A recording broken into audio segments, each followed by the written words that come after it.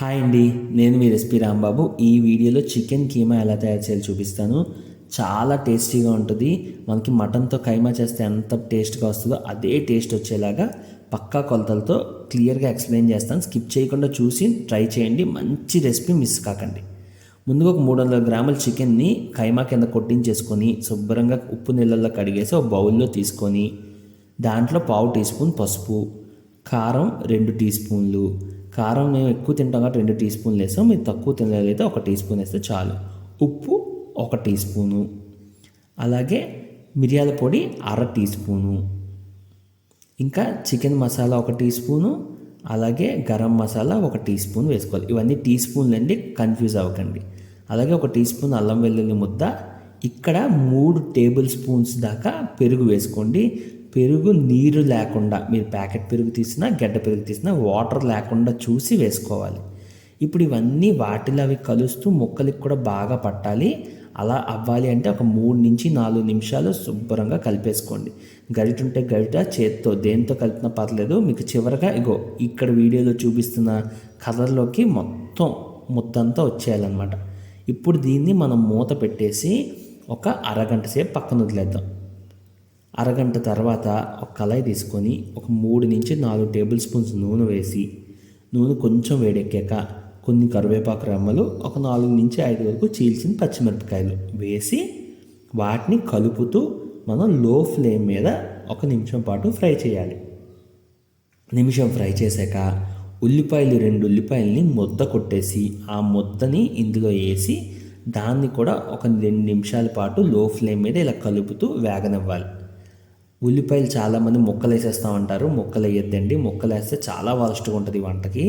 Chicken కీమాకి మనం ఉల్లిపాయలు ముద్దే వేయాలి, గుర్తుపెట్టుకోండి, ఓకేనా? ముక్కలు వేయకూడదు.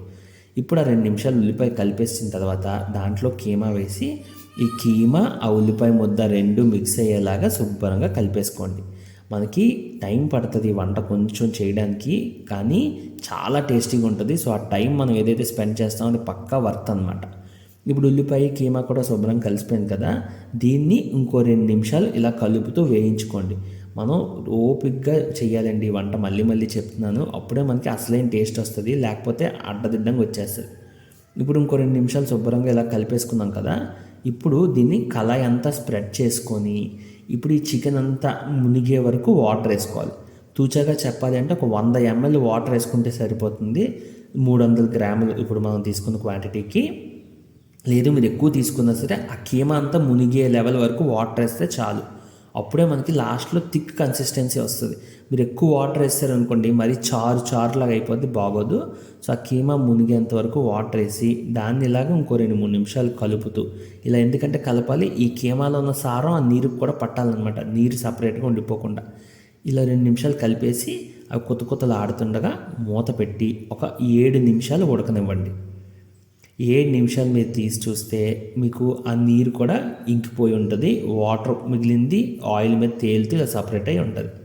దీన్ని ఇంకొకసారి ఇలా ఒక 2 నిమిషాలు కలిపేసుకొని, అలా కలిపిన తర్వాత దీంట్లోకి మీ దగ్గర కొత్తిమీర వేసుకొని దీన్ని మళ్ళీ ఇంకో రౌండ్ కలపాలన్నమాట.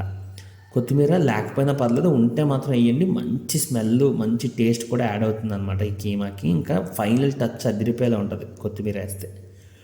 వీడియో మీకు నచ్చిందా లేదా కామెంట్ చేయండి అన్న. అలాగే మీలో ప్రతి ఒక్కరు సబ్స్క్రైబ్ చేస్తే నాకు ఎంతో హెల్ప్ అవుతుంది. చిన్న యూట్యూబ్ అని నాకు 1000 సబ్స్క్రైబర్లు ఉన్నారంతే. మంచి వంటలు చేస్తున్నాను. సో మీరు సబ్స్క్రైబ్ చేసుకుంటే మీ అందరికీ వంటలు వస్తాయి, మీరు చూస్తారు, మీకు నచ్చుతాయి, నాకు హెల్ప్ అవుతుంది అనుకుంటున్నాను. సో మీకు యూజ్ అవుతాయి ఈ వంటలు అంటే సబ్స్క్రైబ్ చేయండి. అలాగే ఈ వీడియోకి ఒక్క లైక్ కొట్టండి. మీరు పెట్టే ప్రతి లైక్ చాలా వాల్యుబుల్ కాబట్టి ఒక్క లైక్ కొట్టి ఎంకరేజ్ చేయండి. వీడియో చిక్కడి దాకా చూసినందుకు థ్యాంక్ యూ. ఈ వీడియో ఎలా అనిపించిందో కామెంట్స్లో చెప్పండి. మీ రెసిపీ రాంబాబు.